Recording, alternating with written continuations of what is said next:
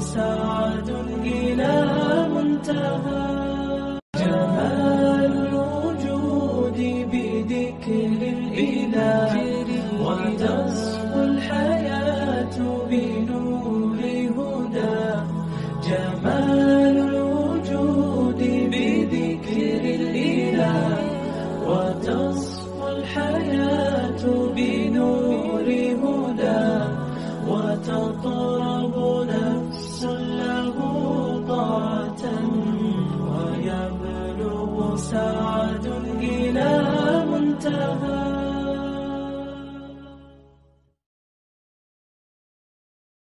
أعوذ بالله من الشيطان الرجيم. بسم الله الرحمن الرحيم. والعصر إن الإنسان لفي خسر إلا الذين آمنوا وعملوا الصالحات وتواصوا بالحق وتواصوا بالصبر. قسم ہے زمانے کی، یقیناً سارے کے سارے انسان البتہ خسارہ میں ہیں، سوائے ان کے جو ایمان لائے اور نیک اعمال کیے اور ایک دوسرے کو حق کی وصیت کیے اور ایک دوسرے کو صبر کی تلقین کیے۔ برادران اسلام اور خواتین، یہ سورت، اس کی تلاوت اور ترجمہ آپ نے سنا۔ اس سورت کا نام سورہ العصر ہے، جو اس سورت کی پہلی آیت والعصر سے ماخوذ ہے۔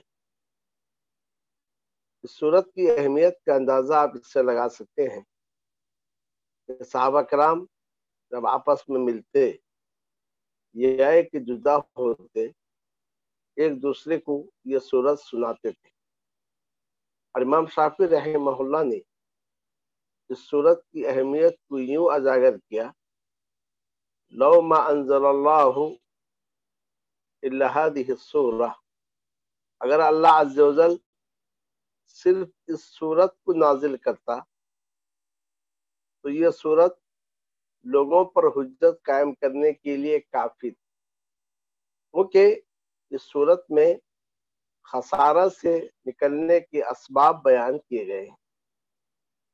اس صورت میں وہ اعمال بتائے گئے ہیں جن اعمال کو انجام دینے پر انسان خسارہ سے اور نقصان سے نکل کر فائدے میں اور کامیابی کے راستے پر گامزن ہو سکتا ہے۔ اللہ عز و جل نے اس صورت کے آغاز میں زمانے کی قسم کھائی اور فرمایا والعصر، قسم ہے زمانے کی۔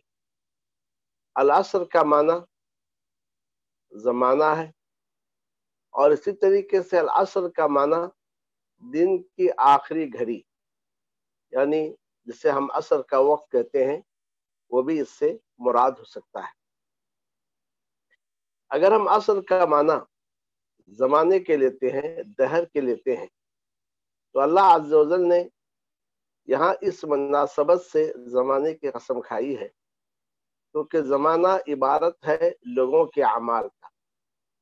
لوگ جو بھی عمل کرتے ہیں، چاہے وہ نیک عمل ہو یا ایک برا عمل، چاہے کہ وہ عمل صالح ہو یا ایک عمل سیئ، تو سارے کے سارے اعمال انسان جو انجام دیتے ہیں وہ سارے کے سارے انجام زمانے میں انجام دیتے ہیں، یعنی دن اور رات میں انجام دیتے ہیں، اور زمانہ دن اور رات کے مجموعہ کا نام ہے۔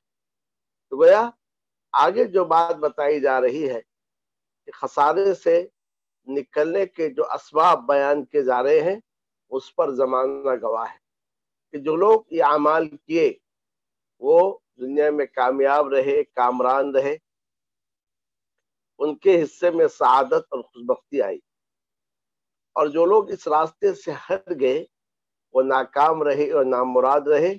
اس پر یہ زمانہ گواہ ہے، اس پر رات اور دن کی گردش جو ہے گواہ ہے۔ اس لیے اللہ عز و جل نے زمانے کی قسم کھائی اور فرمایا ان الانسان لفی خسر، یقیناً سارے کے سارے انسان البتہ خسارے میں ہیں۔ یا ہے کہ العصر سے مراد اگر عصر کا وقت مراد لیتے ہیں جو دن کا آخری حصہ ہوتا ہے، تو تقریباً جو لوگ کاروبار میں مشغول ہوتے ہیں دن کے آخری حصے میں اپنا حساب کرتے ہیں کہ آج ہم نے کتنا کمایا، آج کاروبار میں ہمیں کتنا نقصان ہوا یا کہ کتنا نفع ہوا۔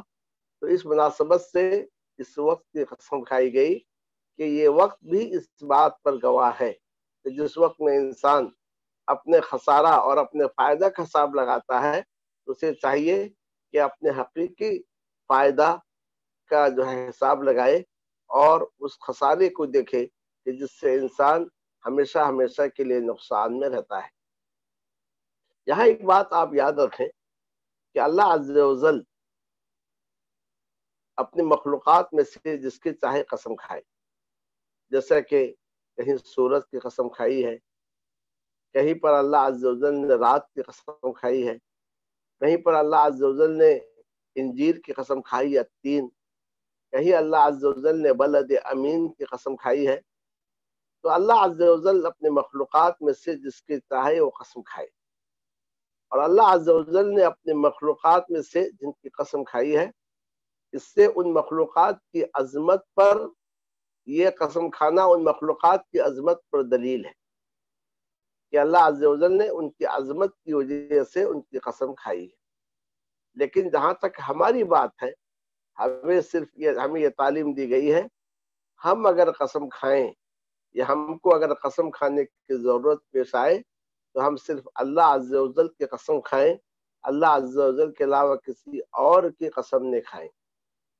جیسا کہ احادیث میں صراحت کے ساتھ یہ بات بتائی گئی ہے، من حلف بغیر اللہ فقد اشرک، جس نے غیر اللہ کی قسم کھائی اس نے شرک کیا ہے۔ کیونکہ ہم جب کسی غیر اللہ کی قسم کھاتے ہیں تو گویا ہم یہ سمجھتے ہیں کہ وہ ہمیں دیکھ رہا ہے، ہمارے دلوں کے احوال کو جانتا ہے، یا کہ اس طریقے سے ہم اس کی ویسی تعظیم بجا لاتے ہیں جو تعظیم کے اللہ عز و جل کے لیے خاص ہے۔ تو لہذا قسم اگر کھانی ہے تو صرف اللہ عز و جل کی قسم کھانی ہے اور اس کے علاوہ کسی اور کی قسم نہیں کھانی ہے۔ بہت سارے لوگوں کو دیکھا جاتا ہے، کوئی اپنے جسم کے مختلف اعضاء کی قسم کھاتے ہیں، سر کی قسم کھاتے ہیں، آنکھ کی قسم کھاتے ہیں۔ بہت ساروں کو دیکھا گیا ہے کہ اپنے بات کو منوانے کے لیے اپنے باپ، اپنے ماں یا کہ اس طریقے سے اپنے بچوں کی قسم اٹھاتے ہیں، اور کچھ لوگوں کو یہ بھی دیکھا گیا ہے کہ وہ اپنے روزی کی قسم اٹھاتے ہیں، جبکہ قسم کھانی چاہیے تو صرف اللہ کی، اللہ کے علاوہ کسی اور کی قسم نہیں کھانی چاہیے۔ تو اللہ عز و جل نے فرمایا والعصر، زمانے کی قسم، ان الانسان لفی خسر، یقیناً سارے کے سارے انسان البتہ خسارے میں ہیں۔ یہاں الف لام جنس کے لیے ہے، تو جو سارے کے سارے انسان کو اپنے اندر شامل کیے ہوئے ہیں، یعنی انسان اول سے لے کر انسان آخر تک، چاہے وہ انسان کالا ہو یا کہ گورا، چاہے اس انسان کا تعلق زمین کے کسی بھی حصے سے ہو، کسی بھی زمانے سے ہو، سارے کے سارے انسان البتہ خسارہ میں ہے، البتہ نقصان میں ہے۔ اس کے بعد اللہ عز و جل نے چار چیزوں کا ذکر کیا کہ یہ وہ چار باتیں ہیں، اگر انسان ان چار باتوں کو اپنا لے پھر وہ خسارہ سے نکل سکتا ہے۔ ان چار باتوں میں پہلی بات یہ ہے الا الذین آمنوا، سوائے ان کے جو ایمان لائے۔ تو گویا پہلی بنیادی بات جس سے انسان خسارہ سے نکلے گا وہ ہے ایمان۔ ایمان ایک عظیم دولت ہے، جب یہ ایمان انسان کے دل میں داخل ہو جاتا ہے اس سے اس انسان کی قدر و قیمت میں اضافہ ہو جاتا ہے، اللہ عز و جل کے پاس اس کا مقام، اس کا مرتبہ اونچا ہو جاتا ہے۔ نبی اکرم صلی اللہ علیہ وسلم نے ایک بار کعبۃ اللہ کو دیکھا اور کہا ما اعظمک واعظم حرمتک، تو کتنی عظیم ہے تیری حرمت، تیرا تقدس بھی کتنا بڑا ہے، کتنا عظیم ہے۔ لیکن مسلمان کی حرمت اللہ عز و جل کے پاس اس سے کہیں بڑھ کر ہے۔ ایک مسلمان جس کے سینے میں ایمان ہے، تو ایمان کی بدولت اللہ عز و جل کے پاس اس کا مقام، اس کی عظمت، اس کا مرتبہ کعبے سے بھی بڑھ کر ہے۔ اس سے آپ اندازہ لگا سکتے ہیں کہ ایمان کیسی عظیم دولت ہے جس سے اللہ عز و جل نے ہمیں سرفراز کیا ہے۔ ہمیں چاہیے اس نعمت کا احساس کریں، کیسی عظیم نعمت سے اللہ عز و جل نے ہمیں نوازا ہے، اور اس بات کی حفاظت کریں، کوئی ایسا کام ہم نے کریں جس سے یہ دولت ہم سے چھین جائے۔ آج لوگ بظاہر ایمان کا دعویٰ کرتے ہیں، لیکن بہت سارے کام ایسے کرتے ہیں جس کی وجہ سے ایمان رخصت ہو جاتا ہے، جیسا کہ کفر ہے، جیسا کہ شرک ہے۔ لئن اشرکت لیحبطن عملک، اگر آپ نے شرک کیا تو آپ کا عمل برباد ہو جائے گا۔ اور اسی طریقے سے نبی اکرم صلی اللہ علیہ وسلم کے طریقے پر کسی طریقے کو مقدم کرنا ایک ایسی چیز ہے جس سے انسان کا ایمان رخصت ہو جاتا ہے، انسان کا عمل برباد ہو جاتا ہے۔ جیسا کہ اللہ عز و جل نے سورہ حجرات میں اس کی جانب اشارہ کیا، لا ترفعوا اصواتکم فوق صوت النبی ولا تجهروا له بالقول كجهر بعضكم لبعض ان تحبط اعمالكم وانتم لا تشعرون۔ نبی کی آواز پر اپنی آواز کو بلند نہ کرو، ایسا نہ ہو کہ تمہارے اعمال برباد ہو جائے۔ تو لہذا اس ایمان کی حفاظت کے لیے اپنے عقیدے کے جانب ہمیشہ توجہ دینے کی ضرورت ہے۔ اپنے ہر قول اور اپنے ہر فعل میں یہ دیکھنے کی ضرورت ہے کہ ہم سے کوئی ایسی بات تو نہیں صادر ہو رہی ہے، کوئی ایسی بات تو ہماری زبان سے نہیں نکل رہی ہے، یا کوئی ایسا کام تو ہم انجام نہیں دے رہے ہیں جس کی وجہ سے ایمان ہم سے رخصت ہو جاتا ہے۔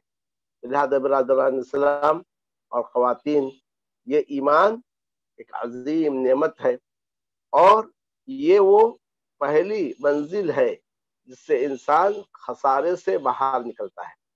اللہ عز و جل نے فرمایا، وَمَا مَنْعَهُمْ أَن تُقْبَلَ مِنْهُمْ نَفَقَاتُهُمْ إِلَّا أَنَّهُمْ كَفَرُوا بِاللَّهِ وَبِرَسُولِهِ۔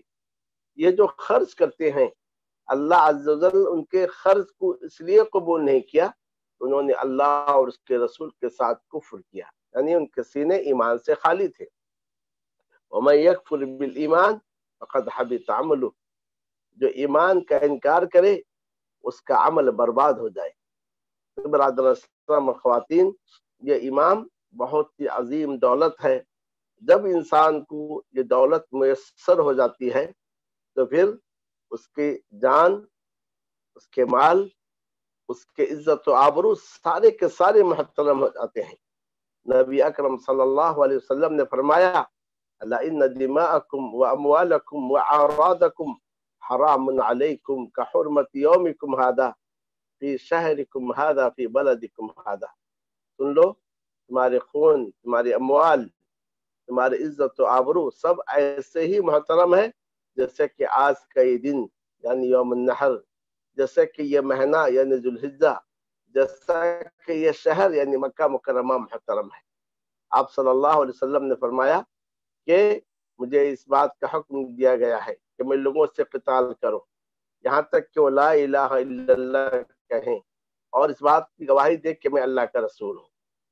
جب یہ بات کہیں تو مجھ سے اپنے جان، اپنے خون اور اپنے مال کو بچا لیے، سوائے اس کے حق کے ساتھ، یعنی کوئی ایسا کام کرے جس سے اس کا خون مباح ہو جائے یا جس کے بدلے اس سے قتل کیا جائے، ورنہ اس کے علاوہ اس کے خون اور اس کے مال پر، اس کے خون پر کوئی ہاتھ نہیں لگا سکتا۔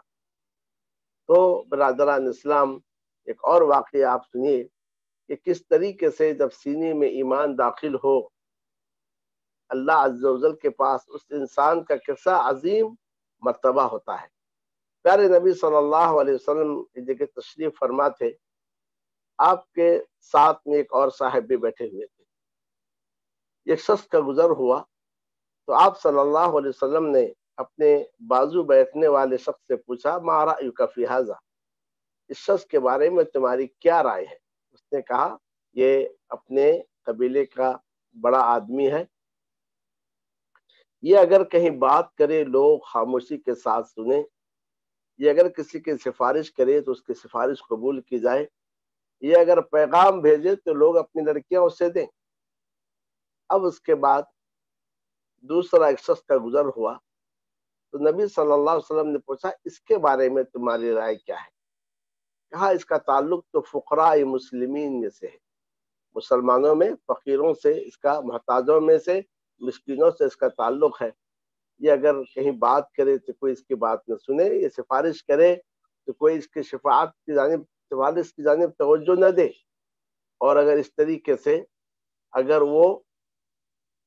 یہ شخص کہیں پیغام بھیجے تو کوئی اپنی لڑکی اسے نہ دے۔ نبی اکرم صلی اللہ علیہ وسلم نے فرمایا کہ یہ شخص جس کے بارے میں تم نے کہا کہ کوئی اس کی سفارش قبول نہ کرے یا کہ کوئی اسے اپنی بیٹی نہ دے، یہ شخص پہلے جیسے زمین بھر انسان سے کہیں زیادہ بہتر ہے اللہ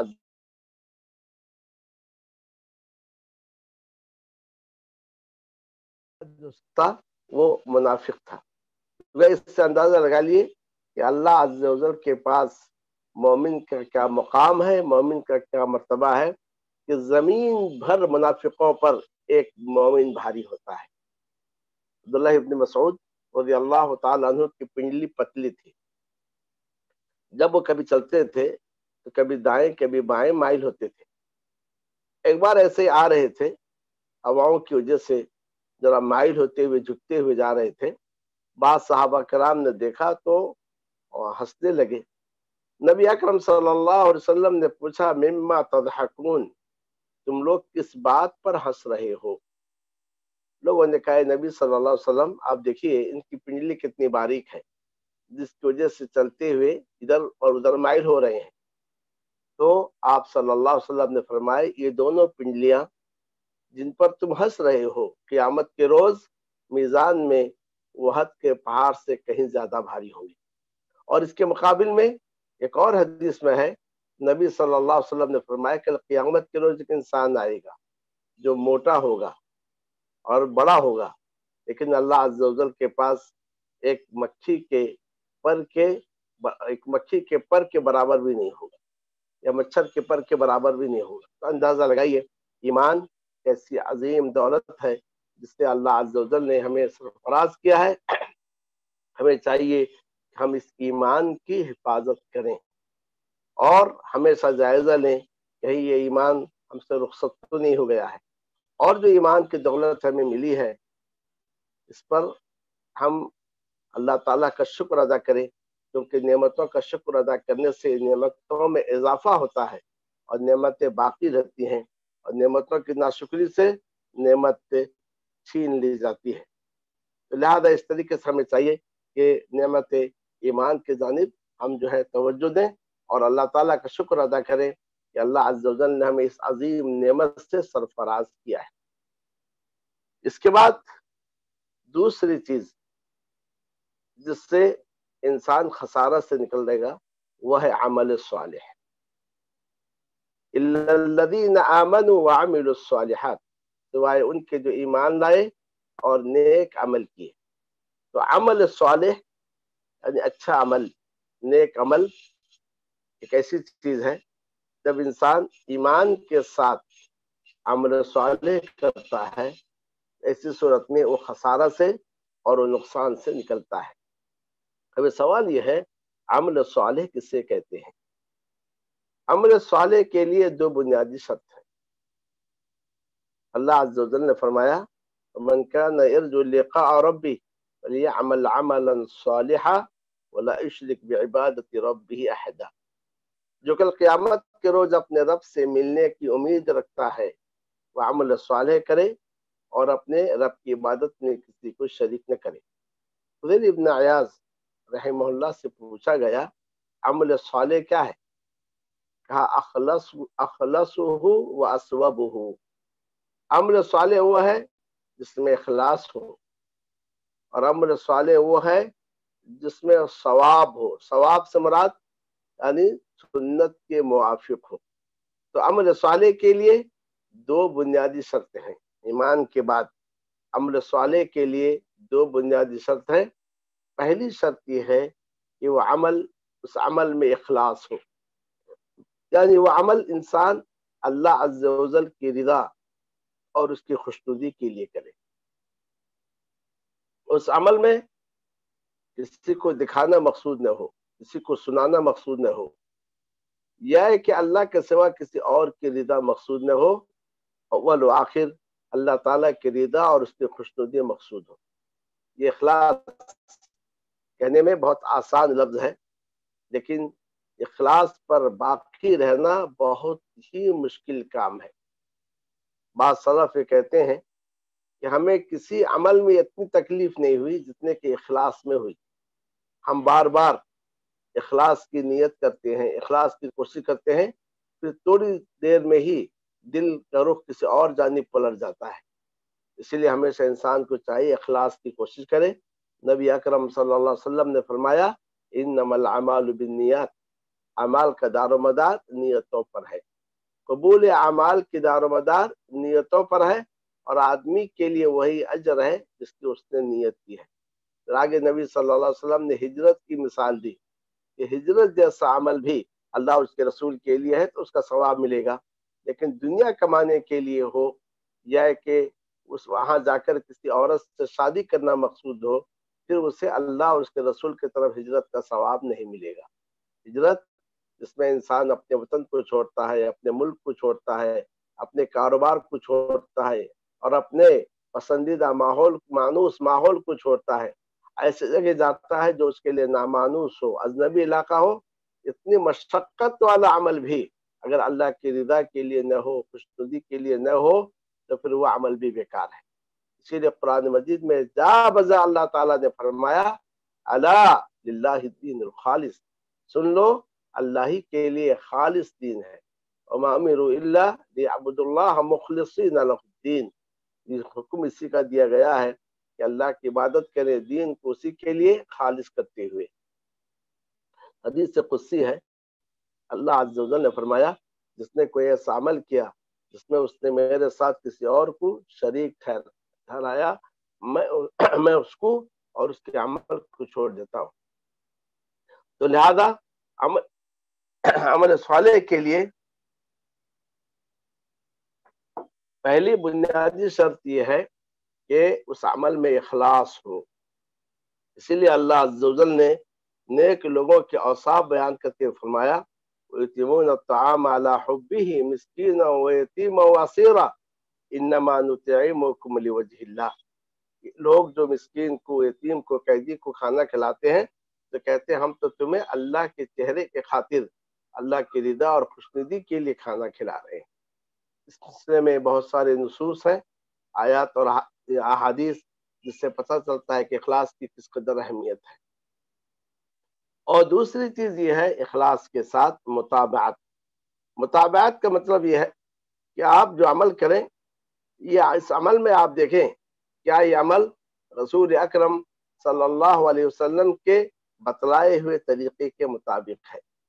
اگر وہ عمل رسول اللہ صلی اللہ علیہ وسلم کے بتلائے ہوئے طریقے کے مطابق ہے تو عمل صالح ہے۔ اگر آپ صلی اللہ علیہ وسلم کے بتلائے ہوئے طریقے کے مطابق نہیں ہے تو عمل صالح نہیں ہے۔ تو اسی لیے آپ دیکھیں گے پیارے نبی صلی اللہ علیہ وسلم نے نماز پڑھی اور کہا صلو کما رأیتمونی اصلی، تم ویسے ہی نماز پڑھو جیسا کہ تم نے مجھے نماز پڑھتے ہوئے دیکھا ہے۔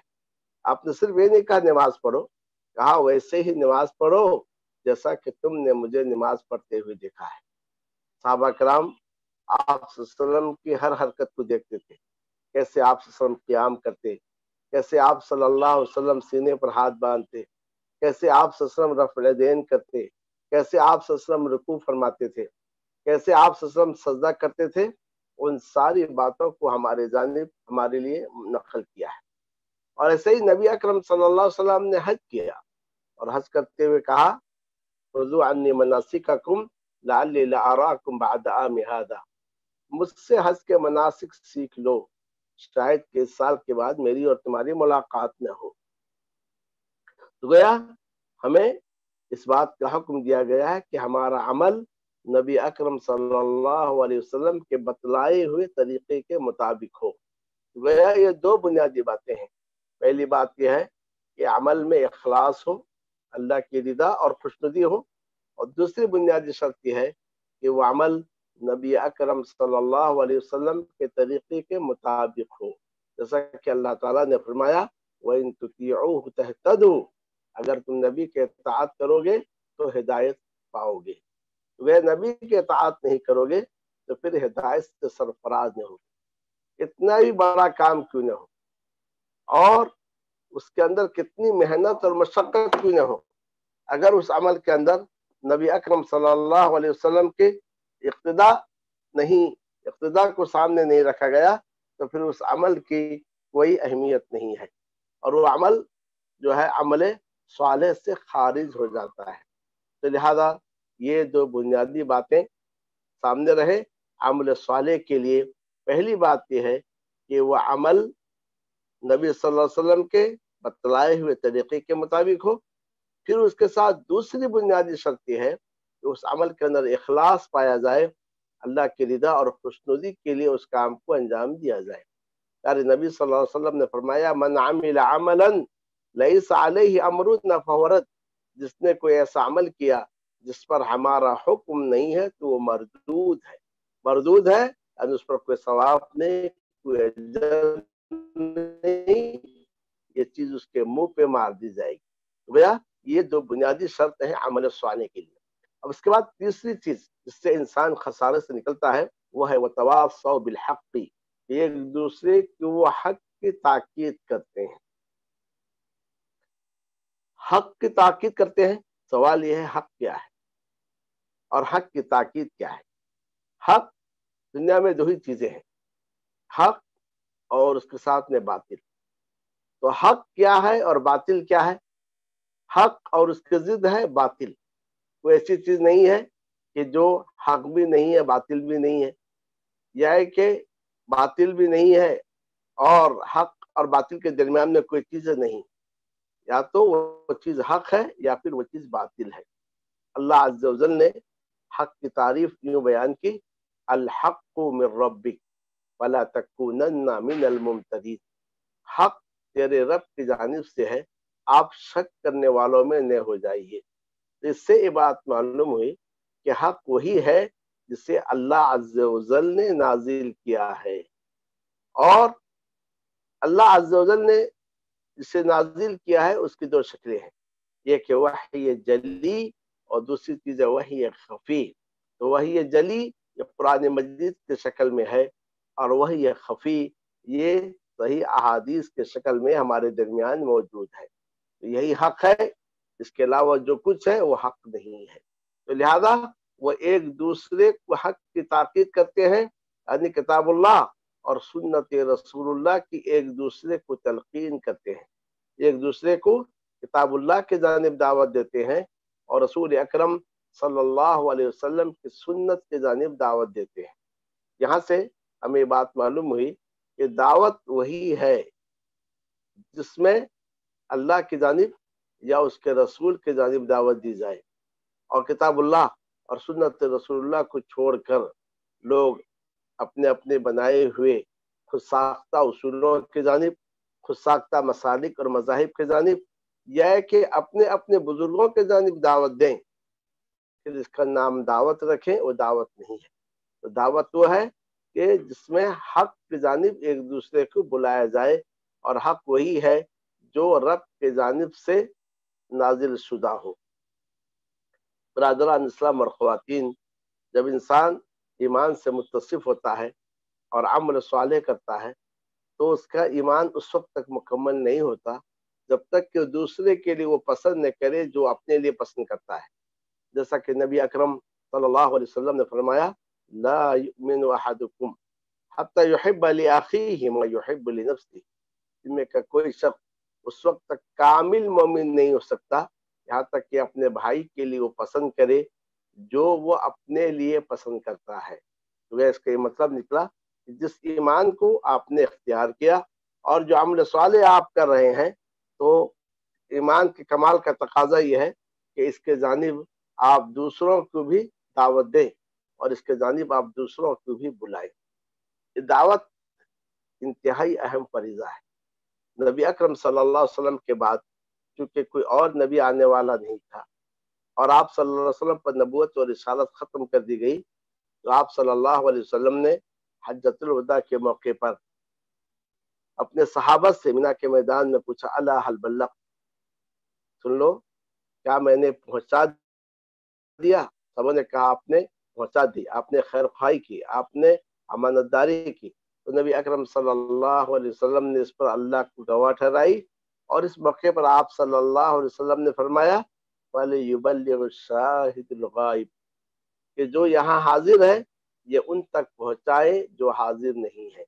اور اس جگہ آپ صلی اللہ علیہ وسلم نے فرمایا بلغوا عنی ولو آیہ، میرے جانب سے پہنچاؤ چاہے ایک آیت ہی کیوں نہ ہو۔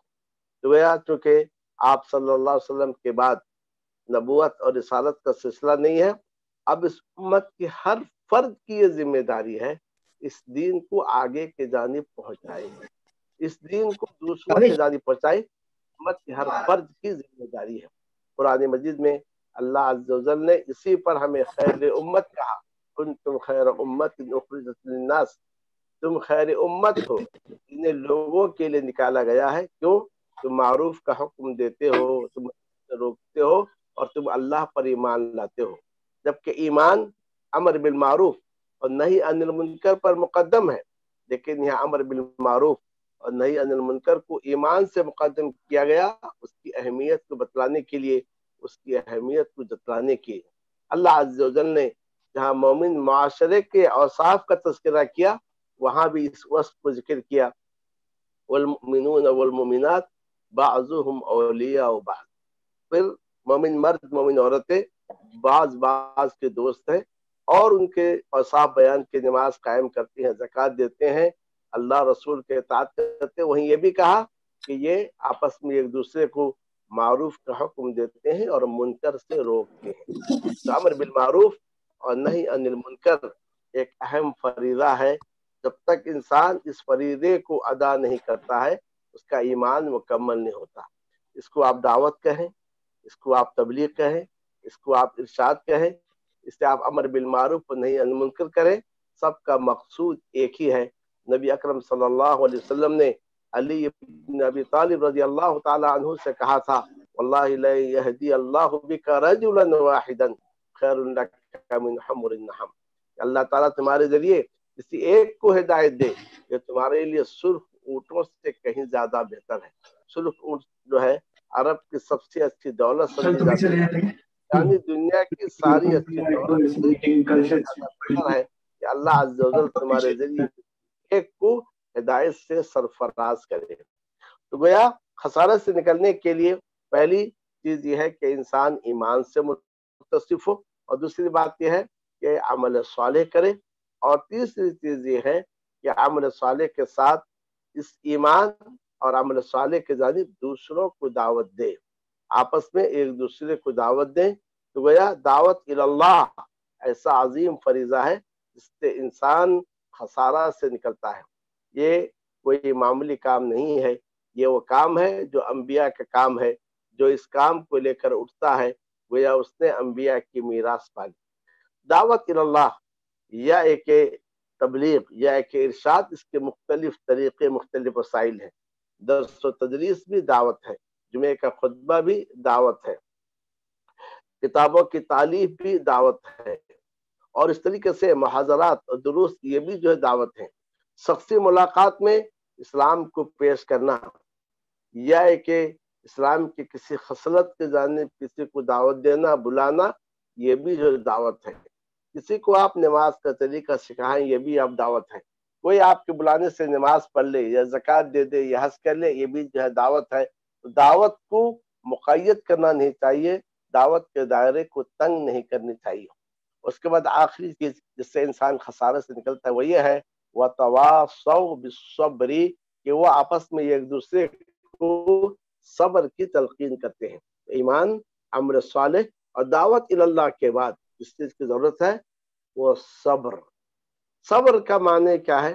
صبر کا معنی اپنے نفس پر کنٹرول کرنا، اپنے آپ پر کنٹرول کرنا، اپنے نفس پر کنٹرول کرنا، اس کو جو ہے صبر کرتے ہیں، صبر کہتے ہیں۔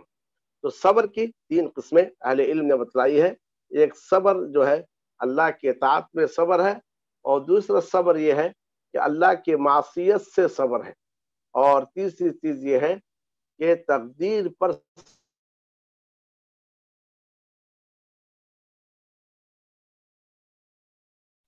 اللہ کی اطاعت پر صبر کرنے کا مطلب یہ ہے کہ اللہ کی اطاعت پر آپ جم جائیں. اللہ تعالیٰ کی معصیت سے صبر کرنے کا مطلب یہ ہے اللہ تعالیٰ کی معصیت سے آپ رک جائیں. تو گویا اللہ کی اطاعت پر آپ جمیں اور ثابت قدم رہیں، یہ بھی صبر ہے. اللہ تعالیٰ کی معصیت سے آپ رک جائیں، یعنی اللہ تعالیٰ کی معصیت نہ کریں، یہ بھی جو ہے صبر ہے. اور صبر کی تیسری قسم یہ ہے کہ تقدیر پر آپ صبر کریں. تقدیر کا مطلب یہ ہے کہ جو مشاکل، جو مصائب آپ کو لاحق ہوتے ہیں، جو پریشانیاں لاحق ہوتی ہیں، ان میں آپ صبر کریں اور اللہ عز و جل سے اجر کی آپ امید رکھیں. کیونکہ جو چیزیں آپ کو لاحق ہوئی ہیں یہ ساری چیزیں تقدیر میں پہلے سے لکھی ہوئی ہیں، ان پر آپ صبر کریں. اپنے دل میں اللہ عز و جل سے بدگمان نہ ہو، اور زبان سے کوئی ایسی بات نہ نکالے جس میں اللہ عز و جل کی ناراضگی ہو. نبی اکرم صلی اللہ علیہ وسلم کی نرینہ اولاد زندہ نہیں رہتی تھی. آپ کے ایک لڑکے ابراہیم پیدا ہوئے جو کچھ دن اور لڑکوں کے بنسبت زندہ رہے. جس گھر میں یہ پل رہے تھے نبی صلی اللہ علیہ وسلم جاتے تھے، اپنے گود میں لیتے تھے، ان کی پیشانی کا بوسہ لیتے تھے. تو کچھ توقع ہو گئی تھی یہ بچہ شاید زندہ رہ جائے، لیکن آخر وقت آپ پہنچا، ان کی بھی وفات ہو گئی. تو نبی اکرم صلی اللہ علیہ وسلم اپنے اس بچے کو گود میں بٹھائے ہوئے تھے، گود میں لٹا کر آنسو بہا رہے تھے. کسی نے کہا اے نبی صلی اللہ علیہ وسلم آپ رو رہے ہیں، یہ تو اللہ کا مال تھا، اللہ نے لے لیا. نبی اکرم صلی اللہ علیہ وسلم نے فرمایا العین تدمع والقلب یحزن. ایسے موقع پر آنکھ سے آنسو بہتے ہیں، آنکھ کا کام آنسو بہانا ہے، اس لیے آنکھ سے آنسو بہ رہے ہیں. ایسے موقع پر دل غمزدہ ہوتا ہے، اس لیے دل غمگین ہے. اور لیکن ہم اپنی زبان سے وہی کہیں گے جو ہمارے رب کو راضی کر دے. اے ابراہیم تمہاری جدائی سے ہم غمزدہ ہیں. تو کہنے کا مقصد یہ ہے کہ صبر کی یہ 3 قسمیں ہیں: صبر علی الطاعہ، صبر عن المعصیہ، صبر علی الاقدار. یہ صبر کی ان 3 قسموں کو اپنانی چاہیے. یہاں جو صبر کا حکم دیا گیا ہے یہ صبر ایمان پر بھی ہے، یہ صبر عمل صالح کے ساتھ بھی ہے، یہ صبر دعوت میں بھی ہے. اگر ایمان میں انسان صبر نہ کرے تو ایمان میں ثابت قدم نہیں رہ سکتا. ایمان لانے کے بعد انسان کو مختلف آزمائشوں سے گزرنا پڑتا ہے. عمل صالح پر آپ صبر نہ کریں تو عمل صالح پر آپ برقرار نہیں رہ سکتے. اور اس طریقے سے دعوت کے میدان میں تو صبر کی ضرورت ہے، بغیر صبر کے آپ دعوت کا کام نہیں کر سکتے.